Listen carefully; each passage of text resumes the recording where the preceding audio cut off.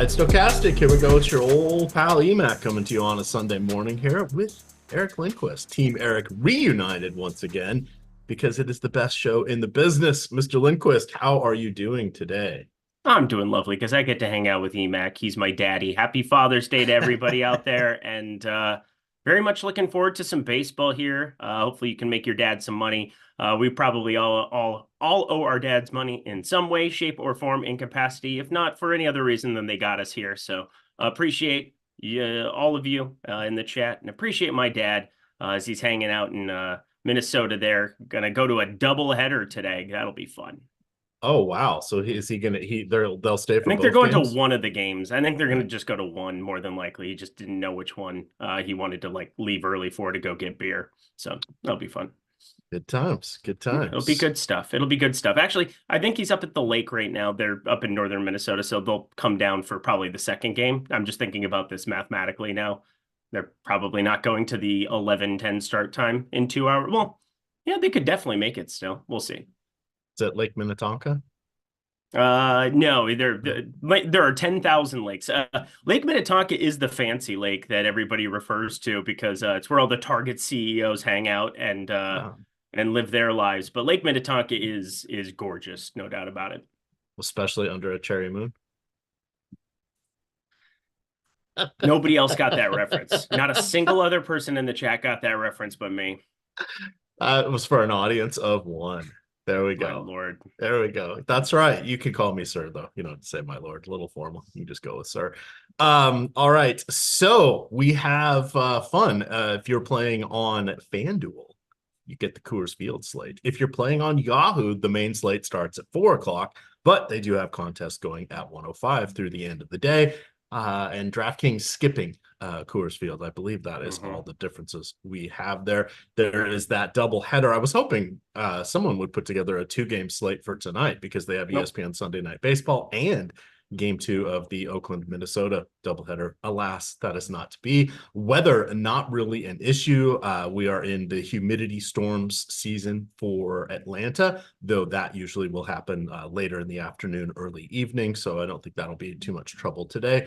And then a little bit of weather in Minnesota later tonight. But again, that game isn't on the slate. Everything else looks pretty good. It's warm in a lot of outdoor venues, so we should have plenty of well, I don't want to say plenty of home runs because home runs are down this year because, they're screwing around with the baseball again. But we should have more offensive environments than expected. That brings us back around here to pitching, Mr. Lindquist. Pitching is the key. It is the foundational building block for our lineups. We've got a lot of aces at the top. You've got Zach Wheeler going against the batters of Birdland. You've got Dylan Cease in New York taking on the Mets, and Corbin Burns hosting Philadelphia in Camden Yards. That's your trio at the top. Tough matchups for all. Do you feel good about these three? Do I feel good about them? Yes, I feel good about their pitching abilities, specifically Dylan Cease, whose top 2 percentage is nearly at 30% in the top pitchers tool. And when you see something like that, it's very limited negative leverage. And at 10-3, he's the most expensive pitcher, but the ability would lead me towards saying he's also the quote unquote safest pitcher. And yeah, the Mets, they're not the best lineup that I've ever seen in my entire lineup to generate, or sorry, in my entire life to generate strikeouts against 21.1%. Pretty darn neutral, if you ask me, against right-handed pitching. 100 WRC plus. It's just the ability that he has. I mean, we've seen him in tough matchups still find ways to generate swing and miss stuff. Arizona, not the best strikeout matchup, 6th there. Milwaukee, not the best matchup, 6th there. We're finding ways to just put Dylan Cease into our lineups today because of the ability more so than the matchup. So the interesting thing here is my 2 favorite pitchers of this slate are well down the list of the top pitchers tool. I'm a little bit surprised, I guess. So we'll get to them a little bit later. I like Zach Wheeler. Not EMac. Is one of them Jose Berrios? Maybe. Oh my God, we're gonna fight so much on Father's Day. I don't want to yell at my dad on Father's Day. I knew you were going to do this. I knew you were going to try to ruin my day. I knew you were going to play a 14% freaking Jose Berrios against a Cleveland Guardians team that doesn't strike out. I knew you were going to do this. Well, but that's okay because let's just go there right now. I believe it's pronounced Berrios. He doesn't deserve our respect and love. He's the most overrated pitcher in Minnesota Twins history. I used to think that, and then I started digging into his numbers. Now, digging into his numbers this year, things are a little dicey. There's a reason why he is coming to a discount, or coming at a discount for us today.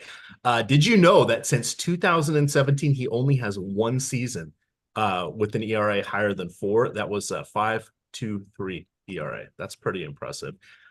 This year, he has held the opposition to 2 or fewer runs in 11 of his 14 starts. In the other 3, he allowed 3, 3, and then 8 against Philadelphia in Philly, but he did strike out a season high 7. That's the terrifying part. His strikeouts this season, his high is 7 in a game. Strikeouts are down, I don't have the note, 6.7 per 9. That's down almost 2 from last year, and similarly down from his career numbers.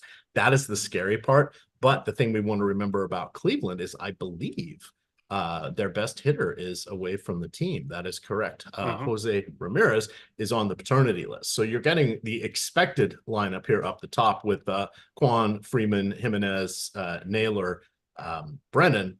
But the back end of that lineup, not great. Daniel Stearman has been having a couple moments here and there, but the rest of this lineup is not overly daunting. I like the salary savings. I like him as an SP2 on DraftKings and Yahoo, but yes, Jose Berrios is getting my vote of confidence today, which is terrifying because usually I say bad things about him. I'll say some bad things about him. He has a 175 BABIP against lefties. Do you think that's sustainable? For someone as amazing as him, sure. Oh, my dear sweet God. He's got a 190 expected ISO against righties. Do we feel good about that? If it was expected versus coming to fruition here, right? There's God. Let's extrapolate data, why don't we? Jose Berrios is overrated and not good. I'm with you, where the first thing that stood out to me this morning is obviously Jose Ramirez. He's away. He's on the paternity list, correct? He's having a child. So I have a child. Titanic for anybody who cares. But Cleveland Guardians, they do add 2 strikeout bats where it's like Kyle Manzardo, 27.7%, 32% for Daniel Schneemann. But overall, it's 1 through 5. Nobody has a strikeout rate that exceeds 17% against right-handed pitching. It is just very, very difficult for me to want to roster this guy at double-digit ownership. I have a little bit, so I just knew that you were going there for some reason. I don't know why. But Bailey Ober, I do not ever like rostering Bailey Ober as the chalkiest pitcher on a slate. And so I'm looking into this range. I'm looking up and just spending up for maybe the combination of Wheeler, Cease, and single entry. And then, I'm playing my 150, and I'm pretty sure I'm not going to have Bailey Ober in 20% of lineups even. 424 expected slugging up against him, 10.1% barrel percentage, high fly ball contact, decent enough hitting weather. I mean, everything across the board for me has concerns about this kind of ownership. Now, we've seen Oakland spike up to 26.9% K rate against righties. And Bailey Ober, he can at least go out and get you a swing and a miss from time to time. 23.6% K rate is a little bit down from 2023, but he has that changeup that I feel like will be pretty darn effective. That's kind of what you're looking for from him, is being able to mix in the changeup cutter, because the 4-seamer, it is basically just a piñata out there. I hate the fact that this dude is down almost 1.5 miles in velocity from last year to this year. And all of a sudden, he's going to be mega uber chalk purely because of matchup.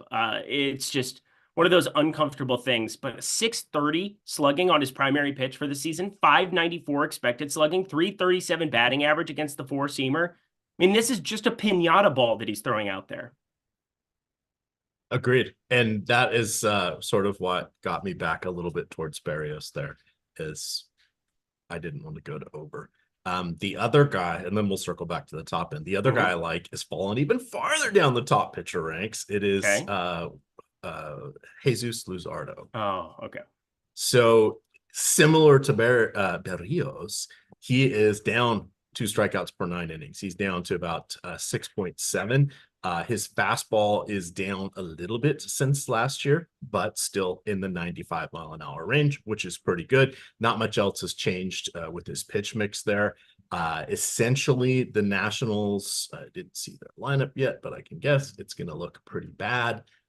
You're counting on Nick Senzel, Ildermo Vargas, Keibert Ruiz, Joey Meneses. That's not good. Lane Thomas is good, though. So Thomas and Senzel are the main worries, but Senzel, he's kind of a journeyman at this point. Vargas, better known for the glove than the bat, yet he was batting fifth there. Yeah, so he is frightening. You don't have a lot of pop with his bat, but he is probably the most productive outside of Thomas and Senzel this year against lefties. Meneses was fun a couple years ago when he was the 30-year-old rookie, but now he's 32 or 33, so not as exciting. Keibert Ruiz, good catcher behind the dish. It looks like he's plateaued with his bat. You've got Luis Garcia in lefty situations, and then Young and Lipscomb, not that good either. So for me, I'd like Luzardo to be a little bit better with the strikeouts. I think he could do something today. This lineup here for the Nationals strikes out just 20% of the time this year against lefties, which is higher than it was last year when the same group of people was about 14%. Yeah, so you brought the velocity. You brought up the velocity concerns with Luzardo. I think that is more than warranted. For me, it's also weird to see left on left. There's been crime occurring against him. 203 expected ISO. The strikeout rate is down. You know, he used to be a shiny toy. Some would find him something you can find in a secondhand store, perhaps, if we want to run back that. But I am very much in agreement with Jesus Luzardo being a guy you want to take some shots on, purely because 80 WRC plus here for this Washington Nationals team. You look at the lineup today, I'm with you. You got to get by Lane Thomas, who against lefties just smashes souls. Joey Meneses doesn't really strike out a whole hell of a lot here. But overall, the rest of this lineup isn't all that concerning. I probably will be with you on him. All right. Back to the top here. Do you want to earmark any of your salary cap towards Corbin Burnes and Zach Wheeler? Oh, go on. Definitely. Again, this is like, for me, this is a slate where I think talent can win out more than other slates where, you know, you get that prime matchup. And it really comes down to what Bailey Ober ends up doing, because I'm going to be pretty aggressively underweight Tim, like I am just about every single slate where he's uber chalk. I think Dylan Cease probably ends up the most popular up here. We just got a ownership refresh here. How recent was that? It was just happened. But Cease is now the highest owned, a little bit more than Bailey Ober is. So you got to basically earmark Corbin Burnes, Zach Wheeler. Do you have a preference between the two? Because I definitely do. I'm going to go with Burnes. I had to think about that for a little bit, but Burnes. It's got to be Burnes for me too. I think Corbin Burnes, purely, for no other reason, that he's 9,500, $500 less going that direction. We do have Wheeler with a little bit better chance of success, but God, there are some freaky lefties in both of these lineups. There is no doubt that Gunnar Henderson, Adley Rutschman switch hitter, Ryan O'Hearn, Anthony Santander coming off of Smash Fest 2024 yesterday, and then Schwarber, Harper, Stott, and Marsh. These are freaky spots, but I think the main difference is that the Phillies ones strike out, the Baltimore ones don't. Like, I think that can be as simple as it gets too. Kyle Schwarber, 28.3% K rate. Bryce Harper, 23.2. Marsh, 28.4. Bryson Stott doesn't really strike out all that much. But then you go to the Baltimore side, Gunnar, right around 24%. Then Adley never strikes out, sub 20%. Santander never strikes out, sub 20%. I think it's just a much better lineup for strikeouts for Corbin Burnes for $500 less. All right, sorry, little coughing fit there.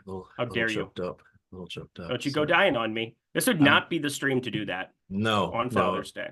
It most certainly would not. I was just thinking about how that one year when I partied like it was 1999, when it really was 1999. My God. It's good.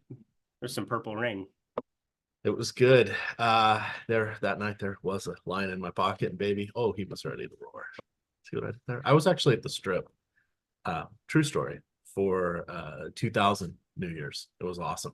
All of the casinos did a synchronized fireworks show across the top of all the hotels. It was pretty awesome. So sick. Yeah.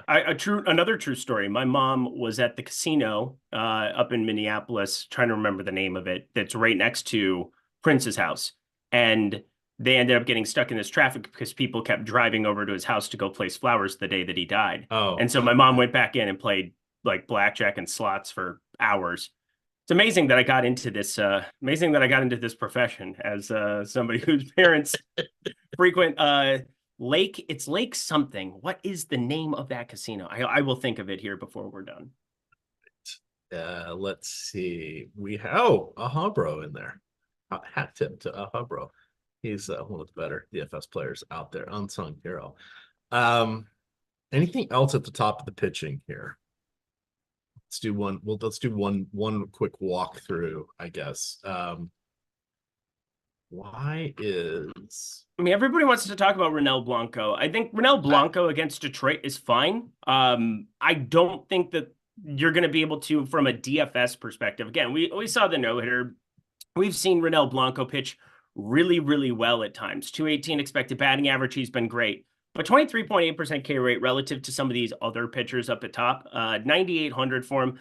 Again, I look at this Detroit lineup. They have more strikeouts amongst their top four. Everybody north of a 20% strikeout rate. You get Riley Green, 26.3% batting third. I just, for some reason, I mean, I never really get to Ronel Blanco because from a DFS perspective, you need him to go 7-8 innings in some of these places to make up for the lack of strikeouts relative to a Corbin Burns. I guess they're more comparable this season than I was anticipating now that I'm like really looking into it. But Ronel Blanco coming off of a nice outing against San Francisco in San Francisco there, 2.68 ERA, 1.02 whip. I have no problem if you want to play Ronel Blanco. I'm just getting to the other guys more. right? Mystic Lake. Mystic Lake, that's exactly what it is. Thank you. That would be good chat. Lord. That would be chat. Great job, chat. Thank you. Adam Benson. Yeah. For me, my brain always goes to Canterbury because that's when I turned 18. I did my 18th birthday party and entered a $1,000 poker tournament up at Mystic Lake and ended up getting third, which was great. Or at Canterbury. But we went to Mystic Lake too for one night. It was fun.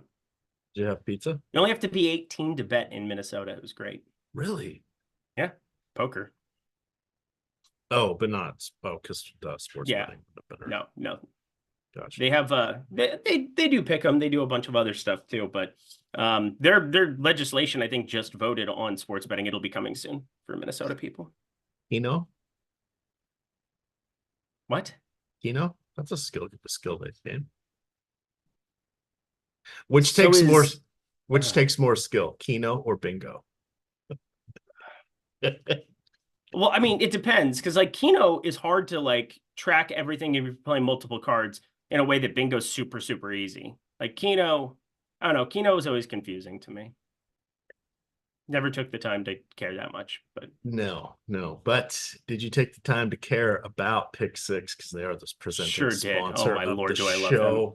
So you have two options. One, on your first day playing Pick Six on DraftKings, you have up to $200 in net losses returned to you, which means if you were to bet $100 and only win back 50, they would make you whole up to that $100. So you can go, they will give you back up to $200, but that only counts on your first slate. There's another promo code out there. I can't remember the name of it, but I think you get $50. I think it's Lindy, if I had to remember correctly. Okay. Promo code Lindy gets you $50. Now you that? can use that at your leisure. The credits I think they last for 90 days or 180 days. But those are your two choices. So if you're not quite sure, you want to figure it out, you use promo code Lindy, you get those $50. If you know what you're doing, because Lindy's going to talk about this in a minute, maybe you go for that brass ring with the $200 day. Explain to the folks Pick Six quickly. All right, super quickly. You played between 2 and 6. So this is like what used to be known as quote unquote pick'em. It's still pick'em to other sites, but what it is over on Pick Six is different because instead of going up against a house, they simply set out projections. So 2.5 hits plus runs plus RBIs, or Dylan C, 7.5 strikeouts thrown, and you're able to use OddsShopper to cross-reference a lot of those plays, see where they're at sportsbooks, and you're able to find where some of the bigger favorites might be on the card. You can do that research in seconds over at OddsShopper with the new Pick Six optimizer. But basically, you're putting 2 to 6 plays together, and you're playing peer-to-peer. It is not against the house. You're not playing against DraftKings. You're playing against me and other people, Joe Schmo out in Kansas or whomever else. it is a way better way to get your prop exposure, because anything that's peer-to-peer, similar to DFS, you're going to have a higher ROI using our tools than you are in any other format. It is just a given fact. Peer-to-peer is the preferred way to play anything. And now people aren't utilizing correlation correctly in MLB. So there's a number of cards that I have today going where I am cheering against specific pitchers because I'm able to correlate my batters directly against them. I'll point out Mr. Parker there going up against Miami, Mitchell Parker. I think one of the things that you can do very, very easily is take less on his outs, and then you can fire up the fantasy points that are super low on a number of these players. Jazz Chisholm leading off left on left, don't really care. He's in the one hole with a 5.5 fantasy point projection. I can then add Josh Bell, 5.5 fantasy points. I can then add other players from the hits, runs, RBIs department that fill in the cracks. Brian De La Cruz. That is a quick way to build out 4 players with Parker less than 17.5 outs, and Jazz Chisholm, Josh Bell, Brian De La Cruz, more's on them. And know that I've got a pretty nice range of outcomes there. So other people who might be playing the most popular plays individually with no correlation, hopefully a couple of those can lose, because then my payouts go up. And I've gotten as high as 80x playing a 6-pick over on MLB before. I was on $5, but yeah, to 80x your money on a 6-pick flex that's all correlated, that is an unbelievable opportunity, because over on other sites, they won't even let you put the 6 together to correlate to get 25x. So the payouts are exponentially higher when you can correlate and do some of these things in MLB and have popular plays fail. All right. That wasn't quick, but I tried. No, but it was comprehensive, and it was way more efficient than I could have ever said it, and expeditiously. So kind of turning the script over here to the lesser pitchers, you throw out Mitchell Parker. I almost said Blake Lively. It's Ben Lively. How many times has Ben Lively allowed more than 3 runs this season? Probably as many as Blake Lively. Probably 0. 0. How is that even possible? So the identical amount. So Blake Lively is just as good of a pitcher. Ben Lively is efficient. I saw this early on because, again, I know that people were picking on him early, thinking he was going to be a gas can. I think he's okay. I'm going to take some shots even against Toronto, just from like a run prevention standpoint. So we've talked about all the guys that I'm going to play because of strikeout upside, and Ben Lively just 21.8% K rate, nearly 3% higher than that of Jose Berrios for you. Just throwing that out there. But the one thing Ben Lively is capable of doing is outperforming metrics. 2.59 ERA, 3.51 expected ERA. Still pretty decent there. But this sinker was not really even a pitch that he had until, 2023, threw it 22% of the time. Now he's using it as his primary go-to pitch. It has just a 222 expecting batting average against. And if you can replace that fastball, which was just getting absolutely murdered back in 2019, 52% usage there, he's only throwing it around 30% of the time, more of like an exercise in trying to pitch around your inefficiencies. So I like Ben Lively just in like a real life perspective. Not thrilled to get to any in DFS, but I have a little. All right, his detour there in the KBO with the Samson Lions turns out to have been a good idea, similar to Eric Fede. And I mean, you can even say Chris Flexen, because they got him from being out of the league to back in the league to get released by a few more teams, but he did make it back. 40 minutes until a lock here. Let's talk about top stacks for the main slate. We, of course, will discuss the afternoon slate as well as discussing that there is free best ball content here on Stokastic. Free draft rankings from Matt Kajeski. You can get them for DK, Underdog, and Drafters. Everybody has a DK account at this point, but if you have not signed up for Drafters or Underdog, we do have deals with them that will enhance your play. So think about that. But free content, the only thing you have to do is go to stokastic.com. In the upper right, there's a little header that says best ball, and in the parentheses it says free. You can click on that and you can access it. Only hitch, you got to have a Stokastic account. That's it. Just an account, no subscriptions necessary. But there you go. That is a way to get free NFL best ball content from Matt Kajeski, who is putting a lot of work into that this season. He's out in a cabin in Wisconsin doing nothing but watching tape. We chained him to his, well, actually we didn't need to. He chained himself to the cabin, and he is just watching tape religiously and updating our best ball rankings. So you could just go and check that out for free. Do it, because otherwise the man, he's getting paid in freaking Glizzy's beef jerky and tuna, and he wants nothing else. So this is the least you could do. It's good. Yeah. Once a week, he gets a case of tuna per his contract, and every 3 days, like clockwork, we have to drop off a case of beer. None of that light beer bullshit, he says. So there you go. That's how he gets his carbs.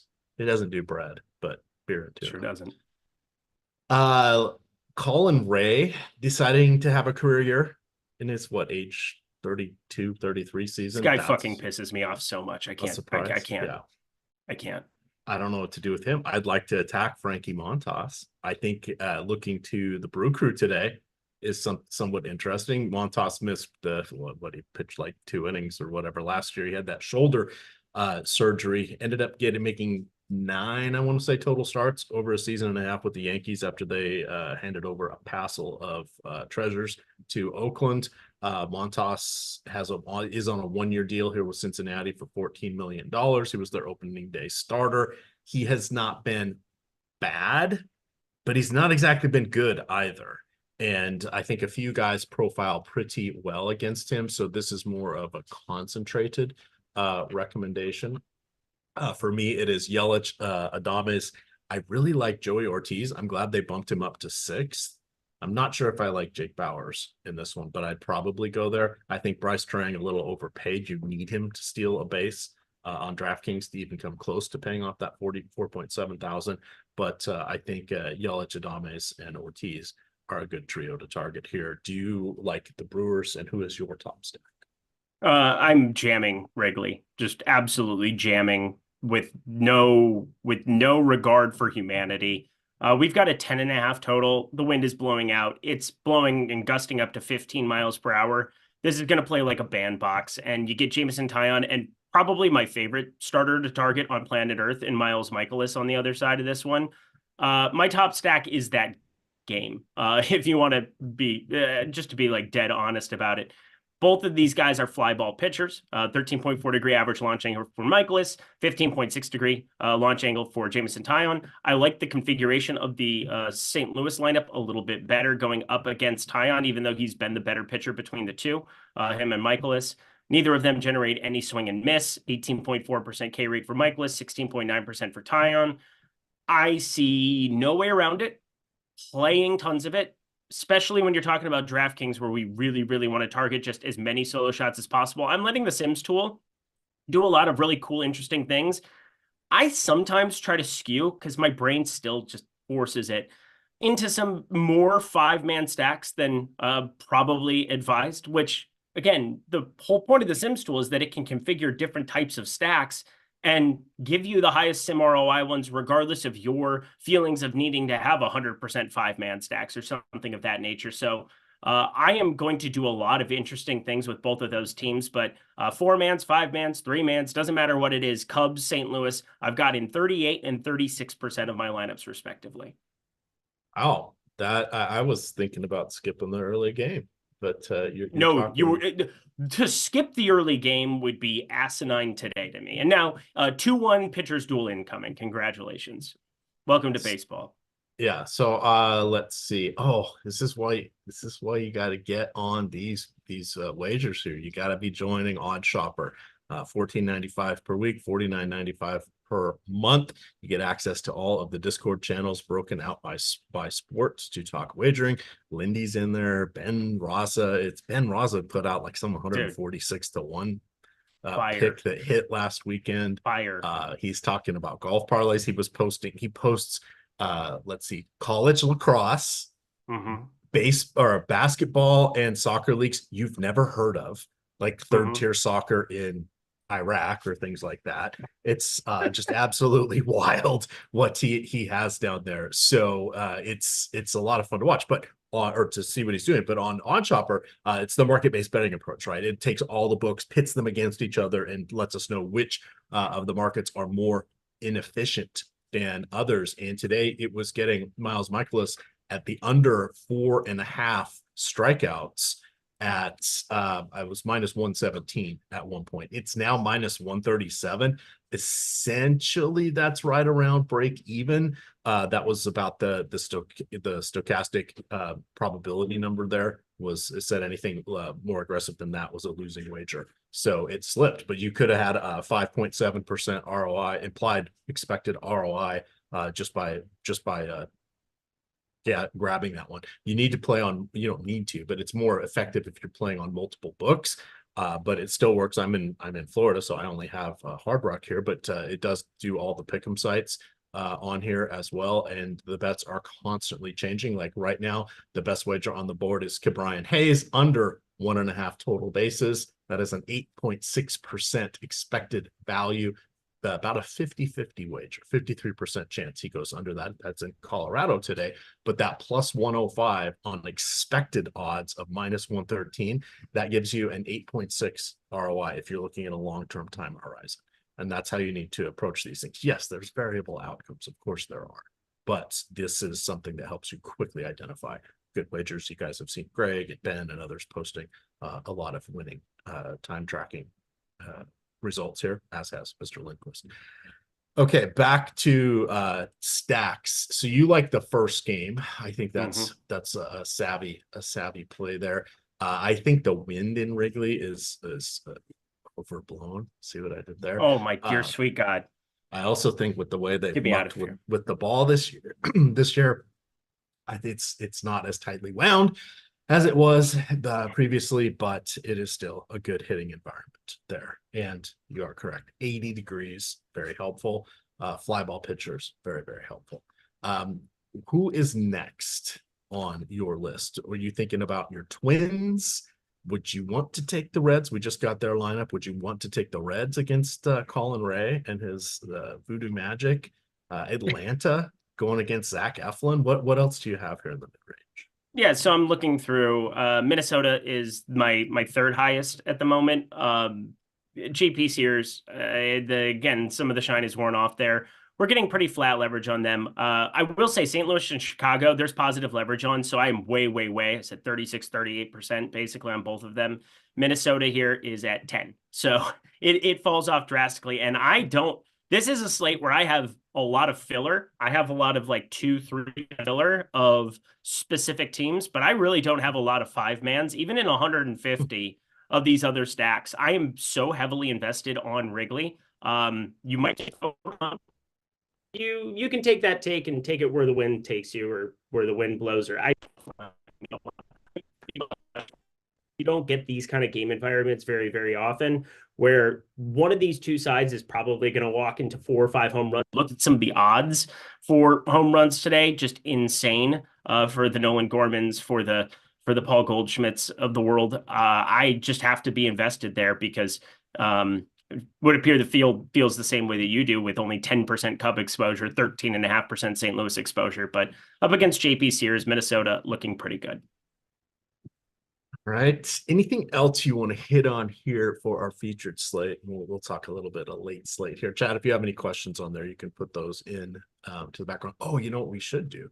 Producer Mike, if you can, could you fire up the lineup generator? We can talk about that real quick too. Yeah, that'd be cool. So key things to know about the lineup generator. It is available for DraftKings and FanDuel, whatever they designate the main slate as. Saturday, sometimes it gets a little wonky. Sometimes they're saying it's the 4 o'clock slate. Sometimes it's the 7 o'clock slate, but we know what the main slate is for Sundays. That is for sure. It's starting at 1 o'clock. So you can go to choose DraftKings or FanDuel. Let's pick the blue side today, Mike. Let's go to FanDuel because they do have Coors Field on their slate today. You can choose your stack types. You can go 4-4, 4-3-1, 4-2-2 on DraftKings. You can go 5-3, 5-0, and 4-4. You can go ahead and just take all stack types for this one, Mike, and then we can go choose our lineups. Let's go ahead and pick contrarian. I'm curious to see what pops out here, but you can choose chalky, balanced contrarian. You can lock in a pitcher if you choose. You can lock in a hitter if you choose. Let's skip both of those and generate some lineups. So this is utilizing all of the technology and tools that are throughout Stochastic, the top stacks tool. It's built on the same technology that the Sims is. It's looking at ROI. It's looking at leverage, player projections, all that fun stuff is in there. You can build out to 20 lineups into your holding pen, and then you can go look at the player portfolio. So you can see on the right, all the different players that you have in your portfolio. If you click on any one of those players, it will then take and highlight and move their lineups up to on the left, highlighting them in yellow. You can expand that, see if you like any of the lineups. You can also make some tweaks there. You need to do a little mental math on your own, but if you say, oh, I love this lineup, but I want to take out, I don't know, Nico Horner, you can take him out and just put somebody else in that will meet the salary cap requirements, and boom, you have a new lineup. Again, this is building out it's running the slate tens of thousands of times, so it is giving you plus EV lineups, plus expected ROI lineups. It's getting rid of all the bad ones. And even if Mike and Eric and I were all sitting here trying to get the same lineup by hitting the same parameters, and even if we locked in the same pitchers and hitters, still not going to get overlap, because we build out enough lineups that that's not going to be a problem. We could be here all afternoon and still not end up with the duplicated lineup. All right, that was the lineup generator. 28 minutes until lock here, Mr. Lindquist. Do you have plenty of time? Home run calls for our early? See, I'm trying to decide exactly what I want to bet on. So we're going to walk. You're going to drop a round robin bet in the Slack. I know you are. Not only that, I'm thinking about single game parlay action in Wrigley on what I really want. Obviously, from a DFS perspective, if you're overly invested in that spot like me, you don't even feel like you have to go bet these guys individually. Sometimes that can be like, for me, one path of, again, the goal is to make money. I don't care how you make money. We want to make money. And, it's fun to make money together when it comes to betting, but it's also fun to make money on your own by winning DFS tournaments. So I'm going to be overly invested in that spot, but I wanted to get your take on favorite homers from Wrigley if we're trying to put together a single game parlay there.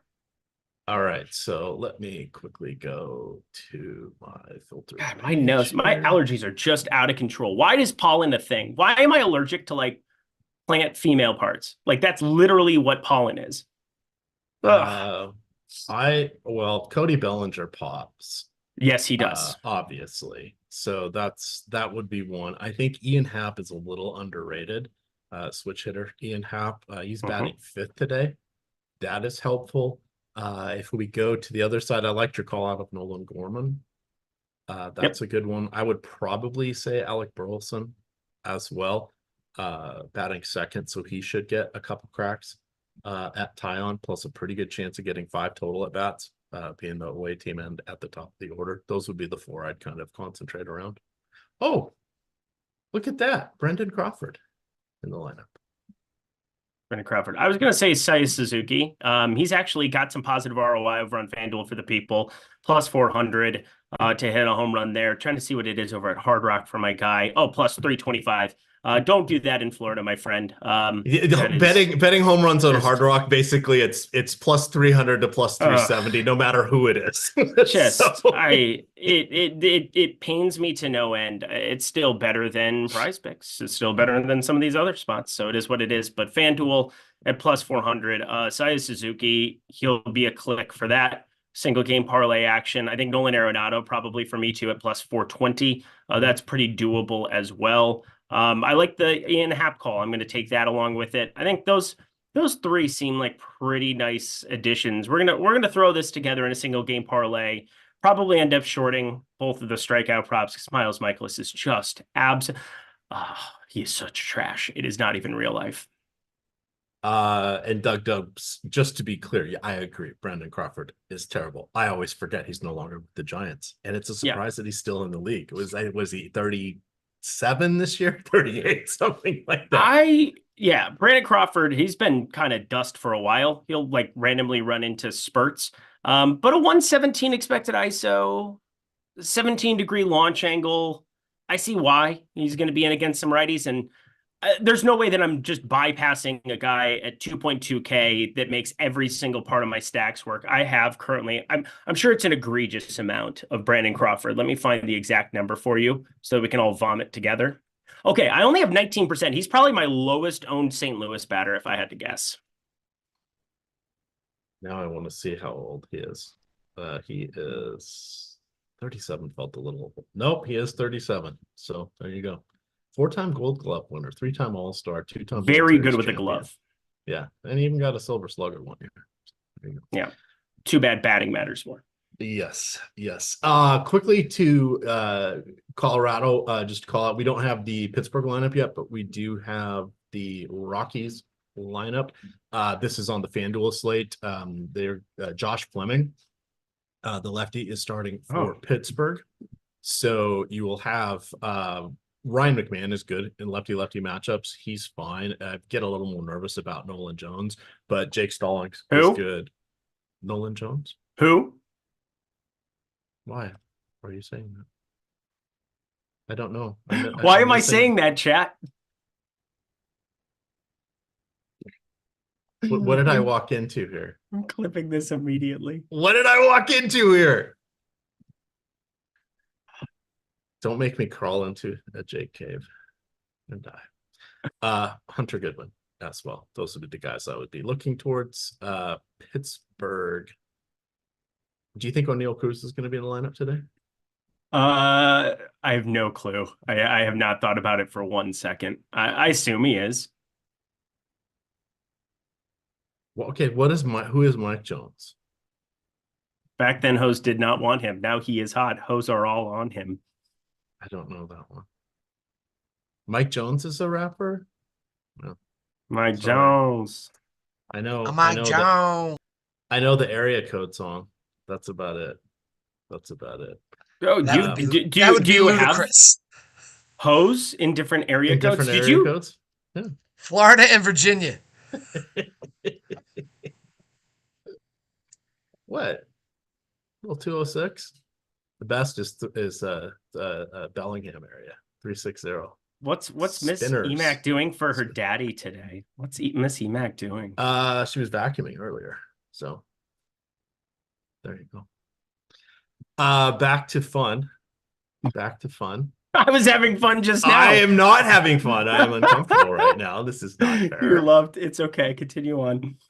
All right. Afternoon slate. We've got or I should say afternoon delight. Skyrockets in flight. Who did that one? The something American band, the Star Spangled Band. Chat, tell me who sang Afternoon Delight. Now I got it. Oh, Afternoon Delight. No, I can tell you exactly what. They're like a country. What is the name? I'm just gonna Google it. I'm cheating. Delight. Yeah, Starland Vocal Band. Starland Vocal Band. All right, I was close. I was gonna say it's like what did I say? Star Bangled Band, something like that. There you go. Close enough. Good tune. So late slate, lot of fun stuff here. You've got Tyler Glasnow looking like everybody's favorite pitcher. 12 strikeouts on Sunday in New York. Got roughed up a little bit, but he gets Kansas City. That's going to be everybody's favorite. You've got Logan Gilbert going against Texas. The defending world champions offense has been down a little bit. He is interesting. On the other side, you have Dane Dunning. Dane Dunning's strikeouts are up this year, as are his walks and his home runs. He is challenging hitters more, but this is a good lineup to challenge.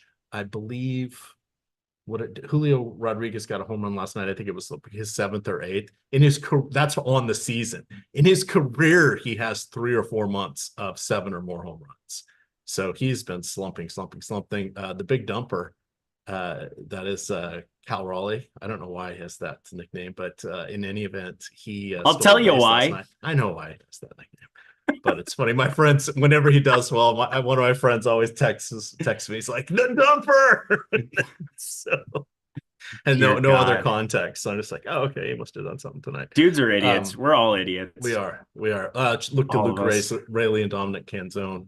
It's a both sides are. Hat tip to T McBee, but that one's a both sides. Harrison, I think, is a reasonable pitcher. The question marks are on the other side of that game. There's going to be an opener for an inning or two. He's a righty. I can't think of his name right now, but Ben something or other, if I remember correctly. But we don't know who's going to be the bulk guy. So it could be a lefty, it could be a righty, it could be Suarez, or it could be Fulmer, or there was another righty. Jose, I can't think of his name, was just called up from AAA, but for Anaheim. The reason we bring that up is even though we get different management philosophies, etc., San Francisco just forever does the platoon split thing, so that they could pull some of their guys. They may put some of their infielders up there at the top to get that lefty-righty matchup. And then if a lefty comes in, they could move Tyro Estrada around and some other people. No longer Brandon Crawford, though. But that is your late slate fun. Any home runs for you on the main slate outside of Chicago? Outside of Chicago, I looked at Bryson Stott in Philly, higher up in the lineup order. He's like 16-1. That's the main reason that I was looking at him. Couldn't believe it when I refreshed it, but BetMGM has him posted at 16-1.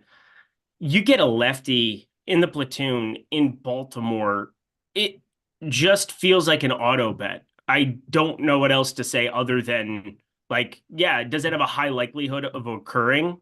No, he has a 30% hard hit, but he's batting 5th with the platoon, has a decent launch angle, sitting at what, 15.3 degree average launch angle. He is a contact guy, only a 15% strikeout rate. And that hard hit, yeah, it's awful at 30%, but for people who don't know how hard hit works, it's basically just like an accumulation of all the balls that you hit. And when they're over a certain threshold, I believe it's 95 miles per hour or higher, or at 90 miles per hour or higher, I think 90, is what it is. Yeah.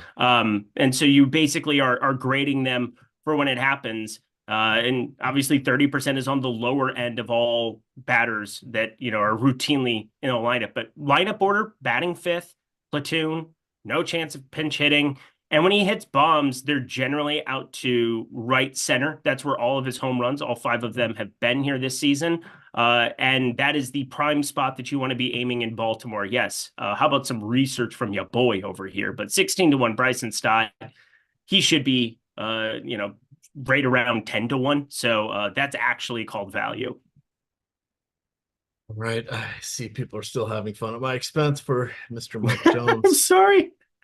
People are just letting it rip. I'm sorry. It's gonna play really well on social if that makes you feel better. I'm looking forward to it. It's been a while since I've had Josh Naylor as well. Throw your hands up in the Naylor plus 625. Fanatics actually has a plus 650 sitting there. Oh, wouldn't you know? He's plus 550 at Hard Rock and not bettable. That's unfortunate. But Josh Naylor, definitely somebody to have on your radar as well. Decent one-off for the main slate against your boy, Jose Berrios. All right. Let's see here. Oh, we still got about 10 more minutes here. As we wind things down, chat, any questions that you have, you want to throw in? We'll stay on for a couple more minutes here, kicking off the old simulations so I can get those chugging along. I've learned it's better to have the screen up than put it into a different, or than to hide it. It seems to go slower when it's visible. Is that just me? Is it, or is this an actual thing, Mr. Quite literally only you. Okay. Well, love you though.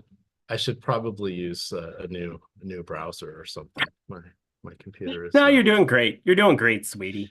It's very sad. Oh, Jordan Klein here on his day off and not saying nice things about me. Jesus. Do you know, Jordan, I did have some Philly cheesesteak pizza before the show from my favorite pizza place that is literally across the street from us. Beach Pizza. Good times. Their logo is a shark carrying a pizza pie. It's fantastic. I like that place already. Beach life. Good times. Let's see here.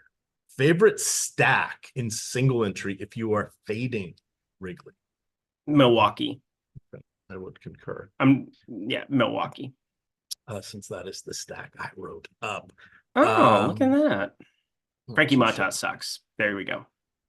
And eventually, I'm just saying, eventually we're going to see Milwaukee come down against righty. I just don't believe this, that they are still in the top 5, that they are up there with New York, San Diego, LA, and Baltimore. They're ahead of Baltimore against right-handed pitching. It makes no sense to me. None. And yet it just continues to come to fruition every single time out. Now, they have disintegrated from number 2 to number 4 here in recent weeks, but I expect them to finish outside of the top 5. If they're higher against righties than Houston and Philly and Boston and even my Twins potentially, like I will lose my mind because Milwaukee, they are not this good. They have a former MVP and 2-time batting champion on the team. Congratulations, they're not that good. So tilting.